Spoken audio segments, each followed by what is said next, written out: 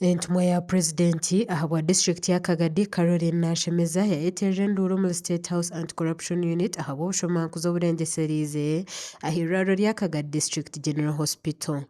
RDC Naacwera nagira ngo atwire natungo kwetombwita kwango habashaho okushaba sente abarwire rero babone kubajanjaba. Okurugira RDC Naacwera habashaho nibashaba abarwire sente ziri kutandikira ha mitwaro 10 okugaruka higuru embere yari kugira ngo tari kwija kugigumisiriza.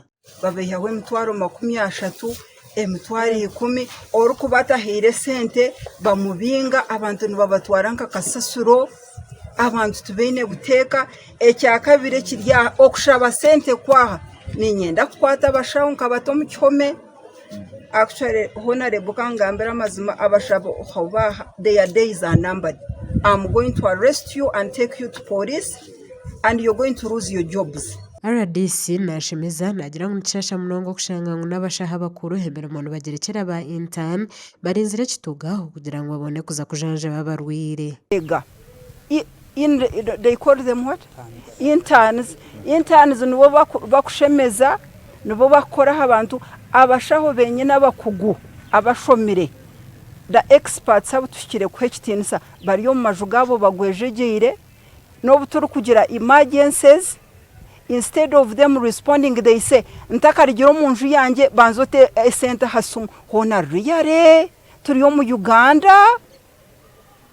Kagadi hospital ngaha twafa enguze ino kukoma. Bitu no bharabe haremze jiyona ahirareri nk'uko RDC arukwetombwita. Irareri niriyo buri muntu arukwirukandiramu ahakuba nubwo amatsiko g'abanyakagadi district eziherireho hamwe n'abantu bamwe abarukurwa mu ihangeri ya Congo. Umyishengero wa Buyaga East muri Kagadi Honorable Twesige Steven Rurekere nagira ngo nicetagiswa government irareri okuruteka hamani rero mutindo gukeyongera kuruga Congo na muno munebiye birwaire Viamani nke Ebola, hali another one, it was East something fever ekabero okwo urubagiro wa Congo se birwaire bikaine bija nosanga nibihandlingibwa mu Eirwariro line 2012 Eirwariro ndikabaho likahandlinga Ebola.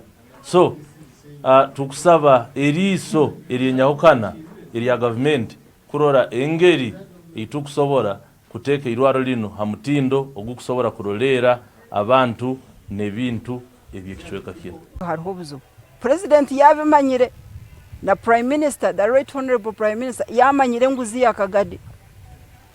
So nibyebyo nyona mukuru w'abakozi mu district ya Kagadi Hepodoi Pauline nagira ngo umuhururu yo kutereza irareri government yashemerere kongeramo amani ahakuba n'ibingi hebikwetaga kuterezwa. And sheets and all that. So this hospital, besides us looking at elevation, we need a new infrastructure and existing infrastructure. Or probably a redesign issues.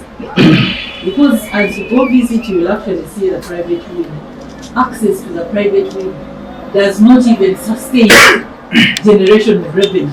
Urukurirwa rya Kagadi General Hospital Simon Peter Tumusime hotenzere kurebekeraho mu kamera zitu nagira ngo baza korangana nabo bushobozi umukuru wa Obushomankuzi. It is a responsibility of that individual who has been got. So we are still cautioning our staff, whoever is involved in that, to immediately stop, because you have heard the statement of the RDC. Anyone got in corruption or extortion will have to be dealt with by police, not even hospital. We shall work in hand with the office of the RDC and the police also to do deep investigations until when we rub it off, if at all it exists. Eirwariro rya Kagadi n'abantu binja barukurijeho okutungaho buhereza kandi abantu b'ekicwekeki batwire nibashaba ngo rutungurwe okuza harurengo rwa refaro rubase kutunga ebirukwetagisibwaho kuhereza kurunja abantu.